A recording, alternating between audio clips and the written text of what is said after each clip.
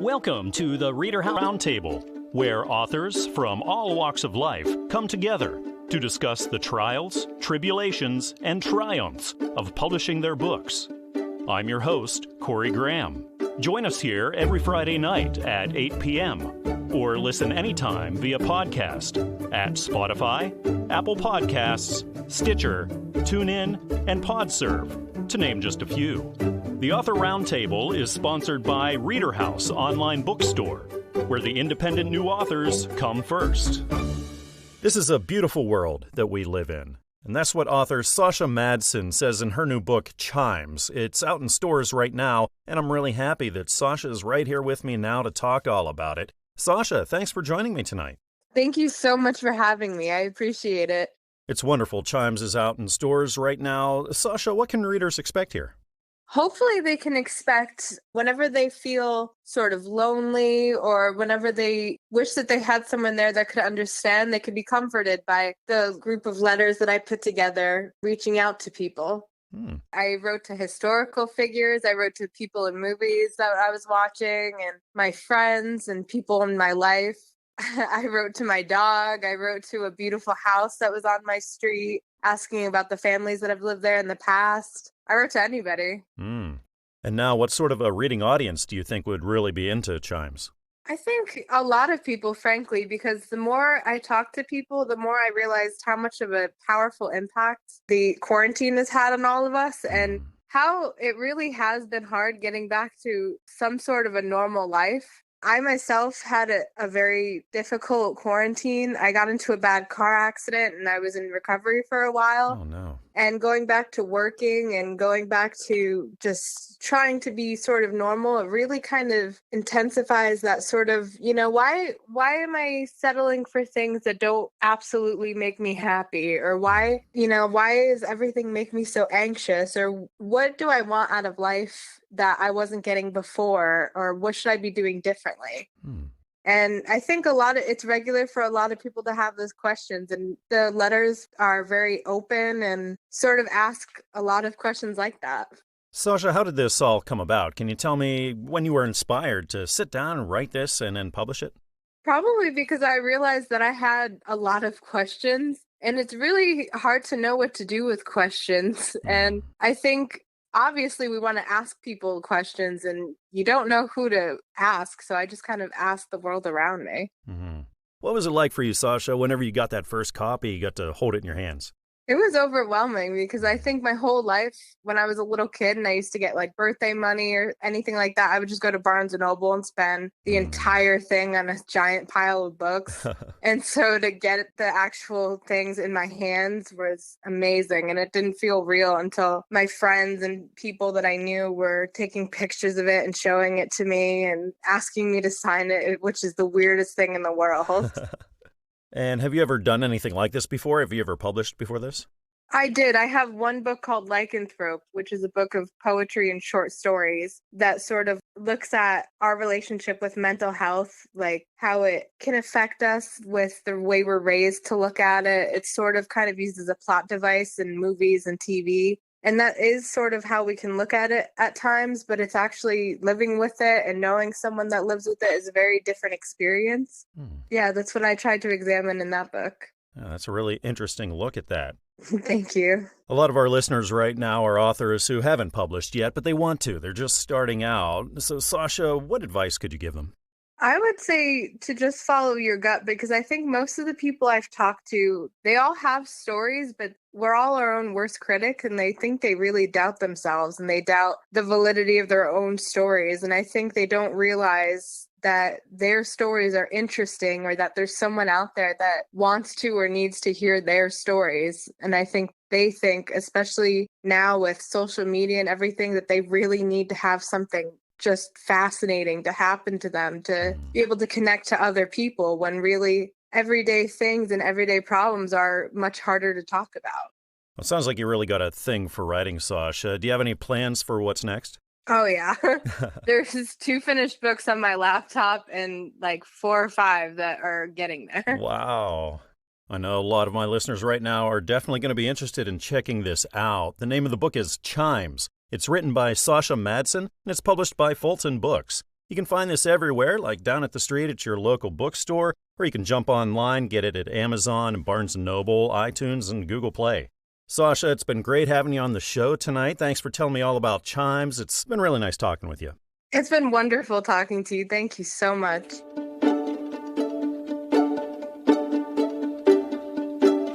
Sitting down with me now at the ReaderHouse Author Roundtable is author Theodore G. Obenchain. Ted, thanks for joining me tonight.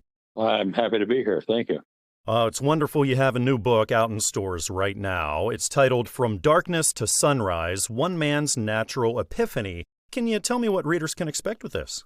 This book is a loosely autobiographical relating of my life from early on and how I finally, over a period of several decades, came to a realization about what was meaningful to me in terms of, I guess you could say, religion or at least existentialism. And what groups of readers did you have in mind for this when you were writing it? This is for any well-informed reader that is interested in the topic of religion and or existentialism. I have been impressed that within organized religion, there are a lot of people that follow organized religion without any real deep understanding of what it is that they believe in. It may be a spouse of somebody who is more devout. One of them takes the other one to church, and he or she, the spouse, goes along because it's more of a go along to get along sort of thing. So that's basically, I'd say that there's two groups that would be the first one. The second one, this is a story of the birth and the evolution of modern science and how all the modern sciences are a spinoff from natural science. That by itself is I think, a great narrative and one that I enjoyed thoroughly researching and learning a whole lot about myself. Ted, can you go back to the time when you had the idea for this? You got the inspiration to sit down and write this? Well, I maybe should tell you that I'm a physician, and I got introduced to life sciences fairly early in my life. And it was when I discovered a discipline called comparative anatomy that gives the student a real look at the universe and how it's organized. And so many people think that nature, both flora and fauna, are chaotic. And in fact, they're not. They're very highly organized. Once I started realizing that, I realized that my views were going to be different than other people's. I rebelled, not in any huge or overt way, from organized religion fairly early on. I just didn't believe in it. In terms, mainly, I can accept the natural religion, things that are intuitively true, but I had difficulty with revealed religion, things that I think of as being superstitious or involved in fabulism. That's what I rebelled against in my own mind. And I floated around for, a few decades before I actually came to a conclusion as to how I viewed the universe and religion and existentialism.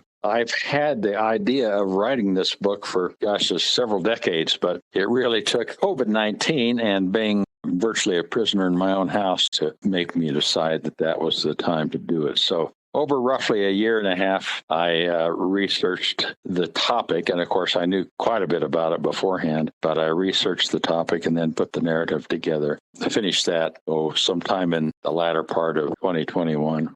And Ted, when it comes to this kind of writing and publishing, have you ever done anything like this before? This is my third book. Actually, it's my fourth book. I have one I haven't published, but I have a master's in, you might say, creative writing. It's more, I like nonfiction, and I like what I write mainly about is historical nonfiction, mainly medical topics. We have a lot of authors listening right now who are just starting out. So, Ted, what would be your best advice for them? In one statement, just follow your muse. If you do that, you'll find what is not only engrossing for you as the author, but it's what makes life enjoyable to become totally committed to something that is all-consuming. And once you get a narrative together, it's a hugely gratifying thing, at least it has been for me. Well, readers wanting to experience their own epiphany might want to check this book out. It's called From Darkness to Sunrise, One Man's Natural Epiphany. It's written by Theodore G. Obenchain, and it's published by Newman Springs Publishing. Of course, this is available down the street at your local brick-and-mortar stores, or you can find it online at Amazon, Barnes & Noble, and iTunes. Ted, thank you again for joining me on the show tonight. It was a real pleasure talking with you. Okay, I enjoyed it as well. Thank you very much.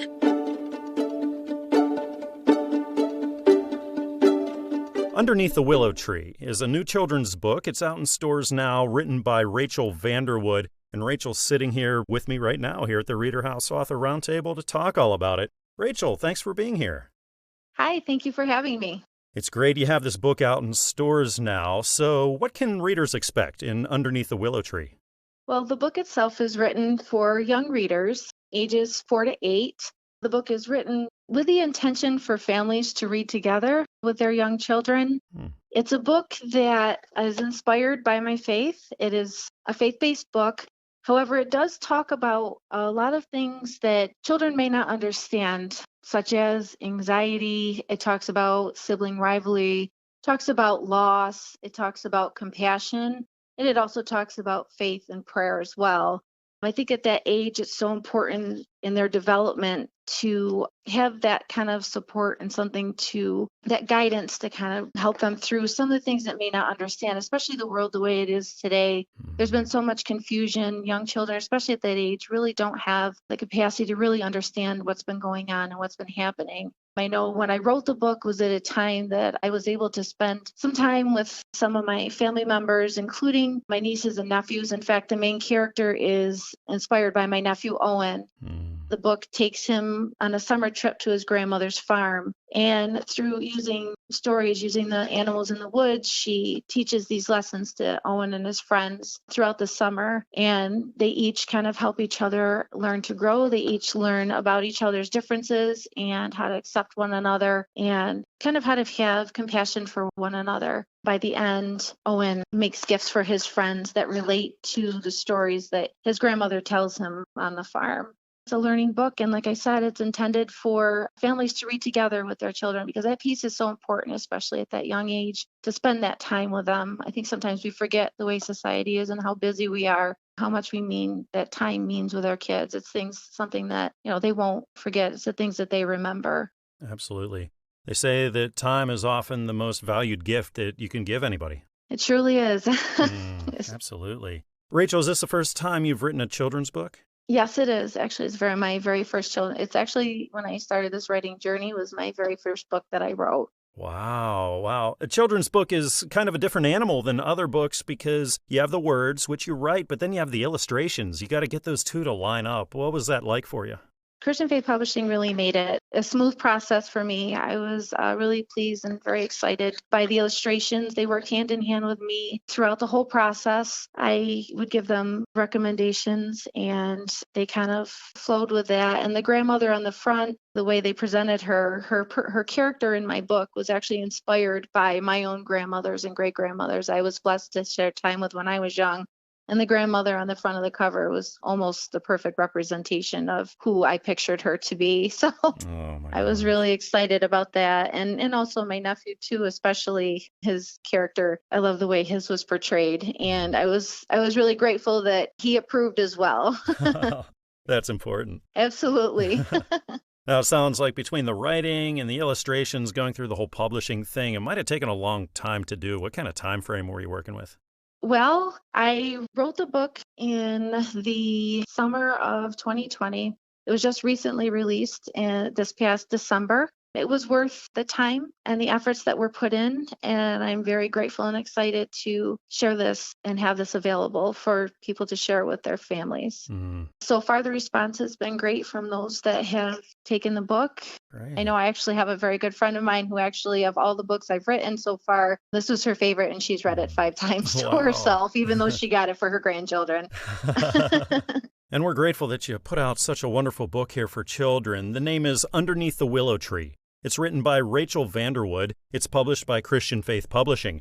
You can go out and get this at your traditional brick-and-mortar stores, or you can jump on Amazon, iTunes, Barnes & Noble, and get them online there, too. Well, Rachel, thank you again for joining me here tonight. I had a really great time talking with you. I did as well. Thank you so much for your time. As Christians, it's our responsibility to teach our kids about God and all the truths in the Bible.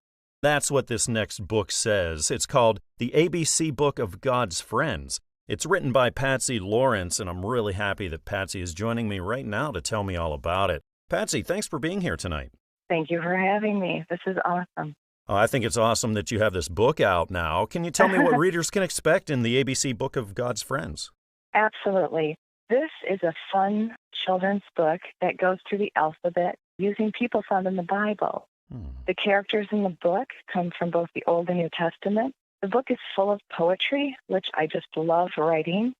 Every character in the book has its own short poem and just a colorful illustration. I've kept it very simple, very fun, and I know kids, as well as their parents, are really going to enjoy it. What I like about this ABC book is that I've included a scriptural reference guide in the back. So this book can grow with your child. You can start out simply by reading the book to your child, then go through the ABCs when they're ready, and then also go a little more in depth with the individual stories in the Bible. You definitely can get a lot of miles out of this book, and the people who have purchased it have actually sent me pictures of their kids reading it, and they just say the kids love this book, so that really touches my heart. Patsy, the first thing that caught my eye with this, obviously, was the cover. It's beautiful. The illustrations are so important. I see this is illustrated by Patsy Lawrence and C.C. Winnan, so can you tell me about that? Yeah, I actually work in healthcare.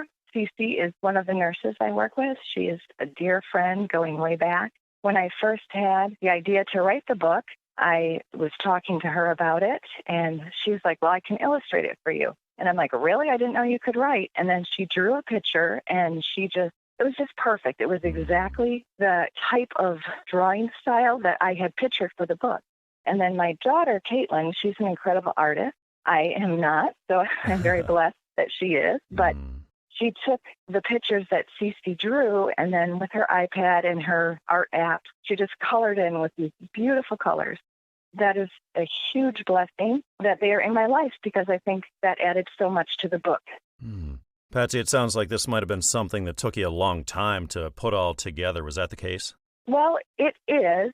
I started this book. I wanted to do a children's book about Bible characters, and then I thought, the ABCs is just a perfect way to go about it. It's easy for kids to understand and fun to learn. So I wrote a poem for each Bible character that I decided to go with, and then Cece did the illustration. And then I was a little nervous about how to go about getting my book published or getting it out there. So I kind of sat on it for a little bit. And then my son said, Mom, when are you going to try to publish that book? And that really struck a chord with me, because I'm like, I need to be an example to my kids. And here's this goal I have, and I'm not going after it. So that's when my daughter did the digital art, and that's when I found Christian Faith Publishing, and they were amazing. They helped me every step of the way. They were a helpful resource, and I would recommend them to anybody. And now we have this finished product, which I just think is amazing. There is nothing like that finished product. What was it like when you got to hold it in your hands for that first time? Well, I can be honest, I was actually very nervous. I got the books from the publisher, and it took me a little bit. I was very overwhelmed. It just felt surreal. And when I did finally hold the book, I just started crying. But it was for joy, and I was just unbelievable. Yeah.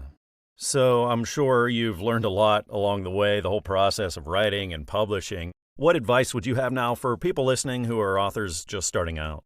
Well, this sounds, very cliche, but really do follow your dreams, even if you're nervous. And also, the message in this book is truly from my heart. And I feel if you have something that is authentically you and a message that you want to get out there, go for it. Let that be your driving force. In my case, too, I had just this incredible support system, family, friends, coworkers, just so much love that it was just unreal. And if you have that, lean into that. Use that for your strength and encouragement. But definitely do it, because you will not regret it. That's great advice. The name of this book is The ABC Book of God's Friends. It's written by Patsy Lawrence, and it's published by Christian Faith Publishing.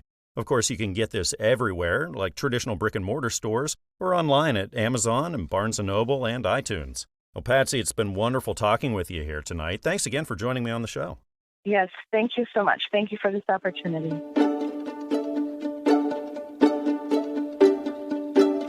The book I have here says that if God can do it for me, He'll do it for you too. The book is called God is Here, There, and Everywhere, a compilation of testimonies and words of encouragement. It's written by Khean Chin, and Ken is right here now to talk all about it.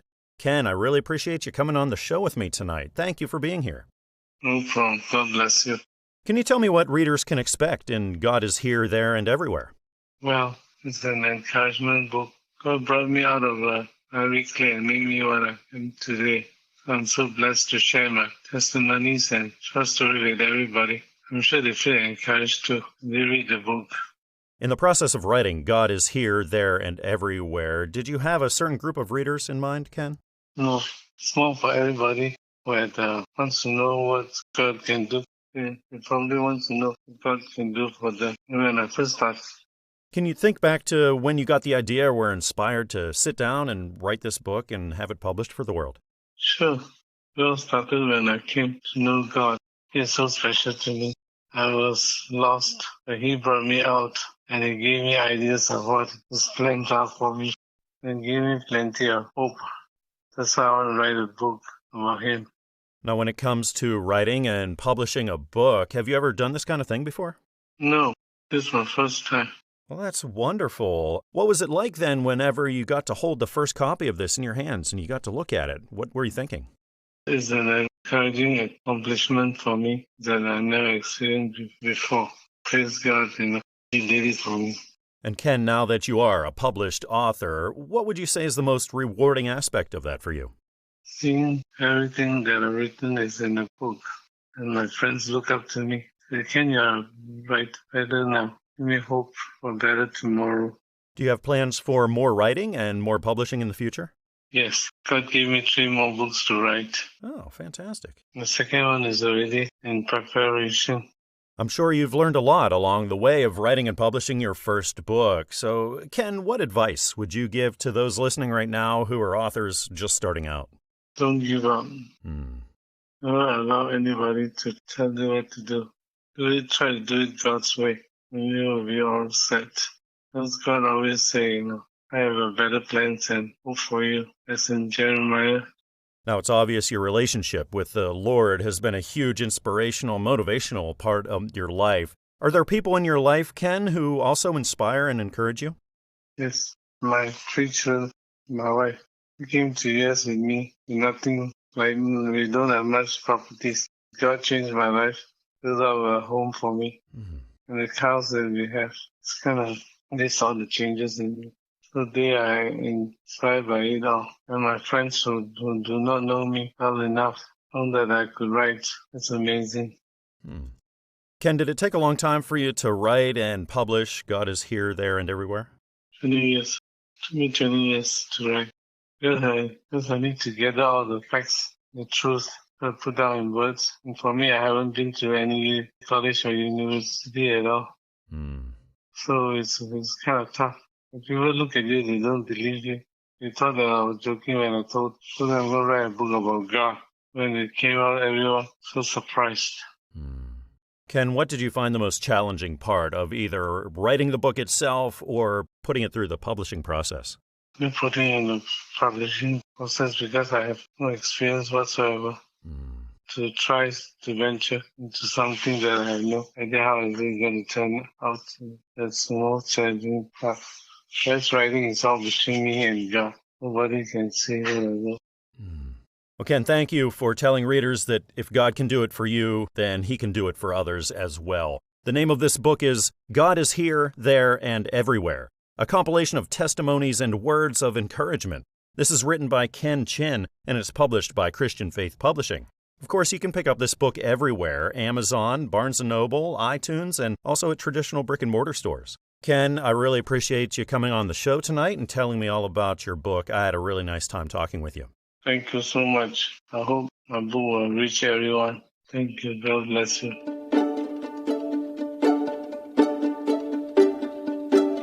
There's an adventure around the world. In the new book by J. Irene Hickey, the title is Lost: The Adventures of Boomer and Matilda, Book 1.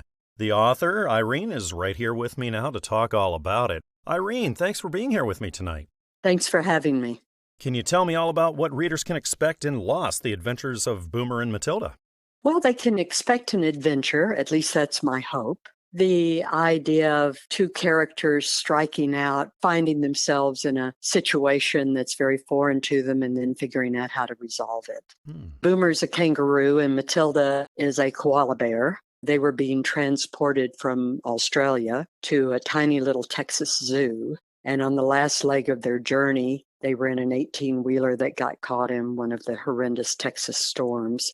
And it had an accident on a backcountry road on the way to the zoo, and it overturned, the cages broke open, and they were free in a foreign land and learning how to get along with each other. So that's what the reader can expect to read. Sure sounds like an adventure to me, Irene. What sorts of readers do you think would be really into this? Well, it was planned for children, and as I've had people who read it, the adults who read it to the children told me that they thought it was really a book for all ages. Now, yes, I think sometimes people are being kind to you when they say that. I fully understand that. But it was intended for maybe 6 or 7 years old up to about 8 or 9 years old. But it was written such that the storyline that can intrigue an adult, I believe. Irene, where'd you get the idea for this story?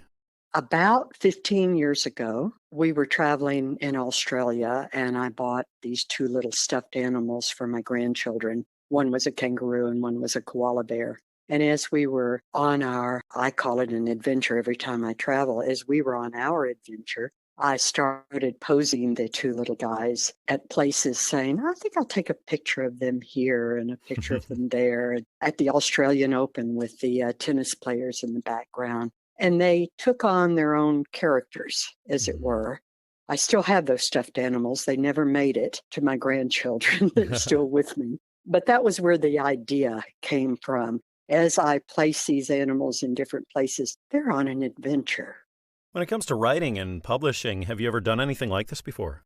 I have been published as a poet and as a journalist. I started out my writing career as a journalist, but just not in the children's book genre before. How long did this take you, Irene, from when you first started writing up until it hit store shelves? To actually write the story, probably a little under a year. And that's because I'm the type of person that I'll start writing something and then my mind will go down the path of, well, let's learn more about how are animals transported to zoos. And then how are zoos maintained? And then what does a zoologist do? And in other words, the research goes on and on and on, and you can really get mired down in it. Sometimes it's important, but that can cause you to take longer to actually write the story, if that makes sense. Sounds like your natural curiosity just kicked in and maybe you went down a few rabbit holes. I do. I'm quite familiar with rabbit holes, and I've learned how to get back out of them again. But I think that's what the imagination is all about in the first place. When my mind starts creating something, then it's like, not to sound crazy, but if you imagine that you've got a lot of different file cabinets in your brain, and then I'll go, that might make a good story. Or I'll see something and say, that would be a good title for a book. And then I file it away in that one of those file cabinets. And then I go later and open it up, pull it out, and start writing about it. But Boomer and Matilda's story, once I sat down and started writing it out, they just took on a life of their own. And then the characters that they came in contact with took a life of their own. And it was very easy to take it out of the brain, dust it off, and then start writing about it. It's actually pretty easy to do. But if I had been more disciplined and not gone down the rabbit holes, as you said, I probably would have been able to finish it in a couple of months. But I'm just too sidetracked, I guess is the best word for it. Too curious. That's not a bad thing. Yes, curious. But see, that's the whole point of the book is we want children to be curious. We want them to have a sense of adventure, and we want them to also not take just what's being said to you for granted. So research it. So part of the point of the book is to get kids to think about, ask the questions. I encourage my listeners to check this book out. It's titled Lost, The Adventures of Boomer and Matilda, Book 1. This is written by J. Irene Hickey, and it's published by Fulton Books. Irene, it's been a real delight having you on the show here today. Thank you so much for stopping in. Thank you so much. I've enjoyed speaking with you.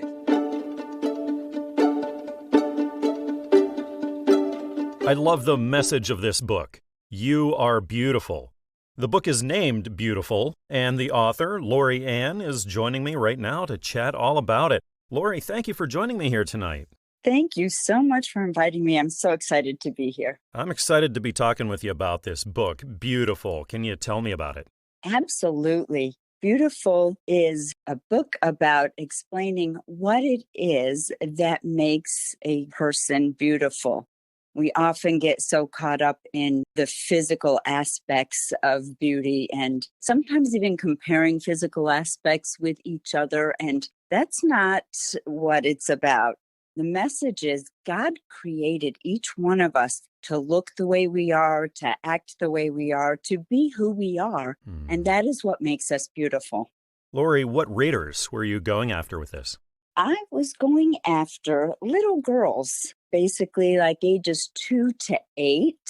However, some teenagers who are in my life have purchased a copy and have raved about the book. So I'm just going to say girls in general. However, parents and grandparents can definitely get the book and read it to their little grandchildren because, like I said, it's a message that I think we need to hear.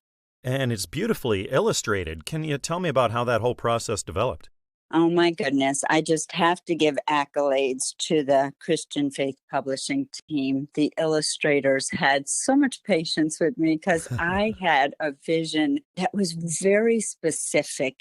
I wanted little girls of all sizes, shapes, colors to be represented. So they worked quite a bit with me to, make this girl a little bit bigger and this one a little bit smaller and, whatever. So that we could really, truly have a good representation of every possible type of little girl out there. When it comes to writing and publishing children's books, have you ever done anything like it before? This is my first. I'm sure you learned an awful lot along the way. What advice would you give to people looking to do the same thing? Oh my goodness. I would say do it. Just do it. If there's an idea in your mind, a thought in your heart, just start writing and keep writing. Don't worry about it being perfect the first go round. This book, while it's a children's book and somewhat simple, it took several edits. And I would just suggest the same for others. Just write it, walk away from it, come back, read it, change what you need to, just go for it. It's great advice. And a lot of people ask, is all that time and effort worth it? So, Laurie, to you, what's the most rewarding aspect now of being a published author? Oh, my goodness. Seeing the looks on people's faces when they get the book. I handed out books to several friends and parents who have little ones, and just their responses, it just warms my heart. They're so excited and so receptive, and that just makes me realize that I did this because I was supposed to. What was that moment like then when you got to hold the first copy of Beautiful in your hands? Wow. It was a pinch me moment. It's like, wow, this is my book. This is what I wrote. This is what it looks like. This is what it feels like. And I was just so excited. It was amazing. And what are the chances that we might see a follow-up to Beautiful in the future? The chances are really good. I'm actually in the final editing stages of the next book, so it's there. Wonderful. So how easy do these ideas come to you, Laurie? Is it the kind of thing where you sit down and the whole thing kind of flows out, or is it more of a process where you develop things? My stories come from my granddaughters. The time I spend with them and the things that I see them do, and I just think, okay, how could I teach that lesson in an enjoyable way? How can I make this a fun thing for them to know? So that's usually my inspiration. Laurie, this is truly a beautiful book. Again, the name is Beautiful. It's written by Laurie Ann, and this is published by Christian Faith Publishing. Of course, you can get this everywhere, like down the street at traditional brick-and-mortar stores, or online at Amazon, Barnes & Noble, and iTunes. Laurie, thank you again for joining me tonight. I had a great time learning about Beautiful. Thank you for all the hard work, and I just really enjoyed our time together tonight. Thank you so much. I did as well.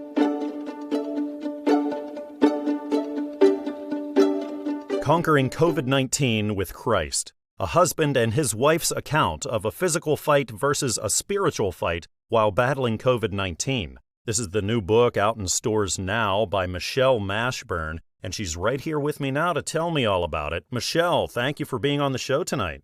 It's my honor to have the chance to be able to do this. Can you tell me what Conquering COVID-19 with Christ is all about? What can readers expect? Well, it's a battle, two different battles. My husband, he was fighting a physical battle to stay alive in the hospital, and I was fighting for my husband on my knees in prayer in a spiritual battle. So can you think back to what inspired you, what sparked you to write this story and tell it to the world? Well, I knew that there were lots of people who were going through the same situation that I was, and I knew that God was guiding me to write down what was happening in my life as far as the virus itself and what He was helping me through. And I just knew that my story would help others to be able to have an avenue or a similar story to look back on and realize that they're not alone. Michelle, thank you for using all this that you've gone through to help others through it as well. Was this a book that took you a long time to write? Took me about a year, pretty much, year, maybe a few months. But it was a lengthy process, but it was worth it. Did you ever do this before, write a book or publish anything? I've never written a book before or published a book ever. Oh, congratulations. What was it like Thank then you. the day you got that first copy and you got to look at it, hold it in your hands? What was going through your head? When I held it in my hands, I was thinking, thank you, Jesus, for allowing me to be able to do this and for helping me to do it, because by myself, there was no way without Him guiding me. It was very much a God moment. Michelle, you said all of that hard work and all that time was worth it. To you, what's the most rewarding aspect now of being a published author? The most rewarding aspect is knowing that through Christ, all things are possible, despite whatever self-doubt that I had. He melted all that away and calmed my spirit, knowing that He's got this and He's got me, so therefore it was possible. We talked about this book helping so many people who've gone through the same thing that you have, Michelle, but when you were writing this, did you have more of a target audience in mind? Well, the specific target audience wasn't exactly for those going through COVID. It was for anyone who's enduring hardship or a time where it felt like it was impossible, an impossible situation, that through Christ, all things are possible if we get our eyes off the situation and get our eyes on Him. And I'm sure you've learned a lot now along the way of publishing your first book. So what advice now would you have for the aspiring authors who are listening right now? Well, I would say start writing it down. Just start somewhere and let people know your story through your experience and how you felt in every faculty that you were going through. And just start somewhere and don't have any self-doubt that it can't be possible when I'm living proof that it is possible. Oh, that's fantastic. Michelle, have you thought about writing another book and publishing more down the road? I have thought about writing another book, and I just haven't got the thoughts together yet to pen all that down and get started on the next chapters. Writing can be such a fun, joyful process, but it's not always easy. Sometimes it can get tough. Sometimes you sit down and the words just aren't coming out. Michelle, what do you do when things like writer's block hit? When writer's block hit, what I did was just give it time, put it down, walk away, gather your thoughts, and just let God move, and it'll come to you in His timing, and then He will write the pages, just flowing right in the pages. It's really wonderful, Michelle, that you're using all this that you've been through to reach out and to help others. The name of the book is Conquering COVID-19 with Christ, a husband and his wife's account of a physical fight versus a spiritual fight while battling COVID-19. It's written by Michelle Mashburn, and it's published by Christian Faith Publishing. Of course, you can go down the street and buy this at your local brick-and-mortar store, or you can buy it online at Amazon, Barnes & Noble, and iTunes. Well, it's been truly wonderful having you on the show tonight, Michelle. Thank you again for being here. Thank you so much.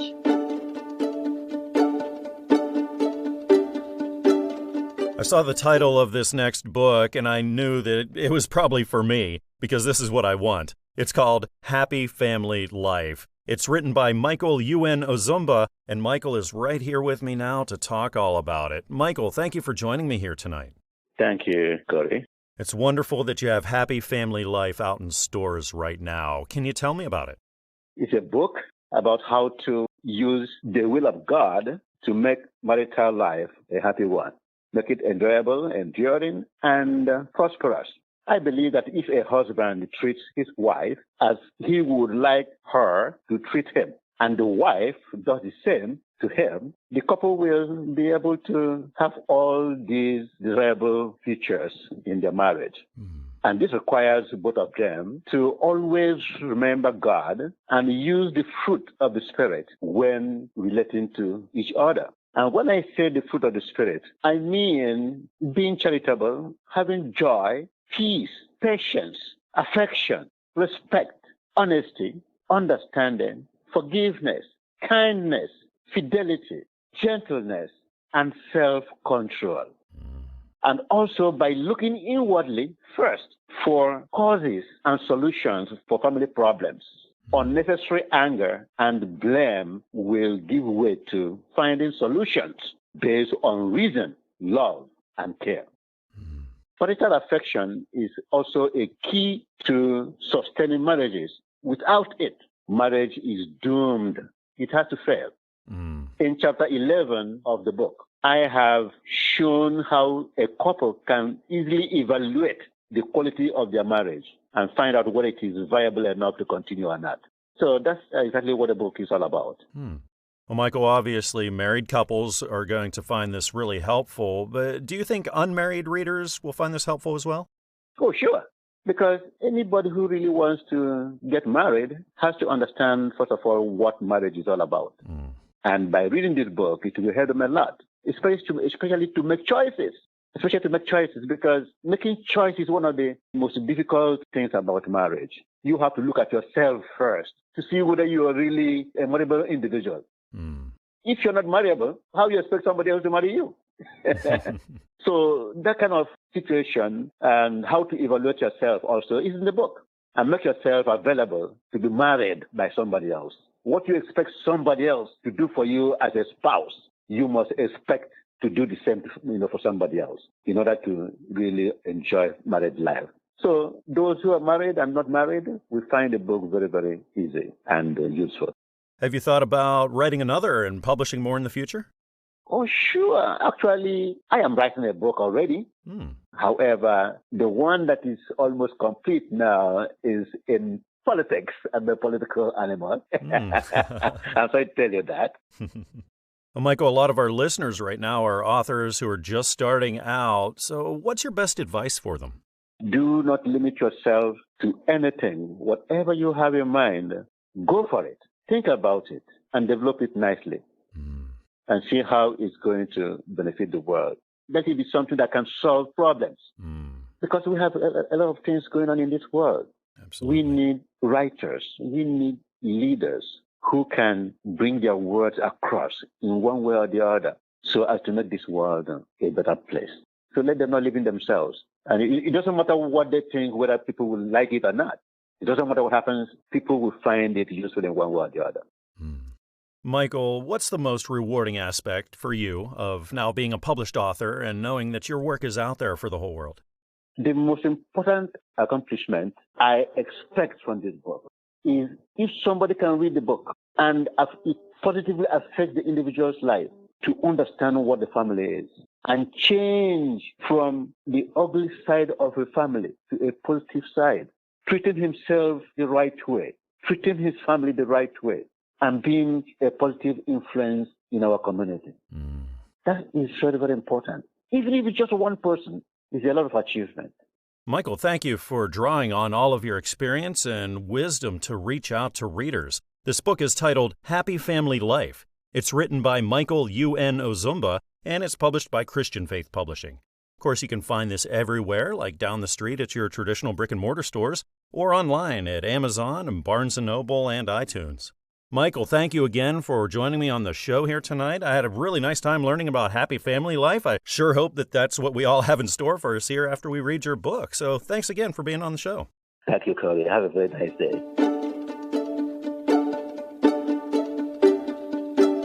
The next book I'm looking at says that it wants to encourage people by the reading, hearing, teaching, and doing of God's holy word. It's titled A Boy Named Jesus, and the author is P. Dalton Simms. Patricia, the author, is right here with me now to talk all about it. Patricia, thanks for being here with me tonight. Yes, good morning, Mr. Graham. It's so good you having me. I would like to express my gratitude to my inspiration, the Holy Spirit, and also to Christian Faith Publishing, the old crew, which has been so patient, and finished a very excellent work. The job they did on the book is very beautiful. I'm a native of the beautiful island Jamaica, living in the United States of America. Thank you again for having me today. It's really wonderful to have you on the show here with me today, Patricia. Can you tell me what readers can expect in A Boy Named Jesus? Well, my own input on this, like you said, is all that's taking place in the world right now is not beautiful.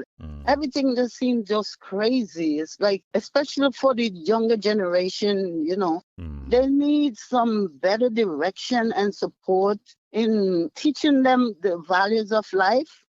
Because say, for instance, I said if an adult should have a set of kids in a vehicle and they run the red light, these kids will grow up, I think, maybe thinking that it's okay to run a red light, Yeah. So we have to teach them and show them the way to life. Patricia, have you ever written before, or have you ever been published before this? Oh, no, I've never published before, but within my old family, we like to write. My son likes to write. My daughter, she has like 4 books out there. So, I have a family of writers, but I've never published before. This is my first published book, thanks to Christian Faith Publishing. They walked me through it. That's fantastic. Patricia, how long did this take you to do? Actually, was such an inspiration because, like I tell people, I'm lying on the bed and like a voice kept saying to me to get up. I'm not computer savvy. I can't type like really type. And a voice kept saying, get up, get up, get up. So I got up.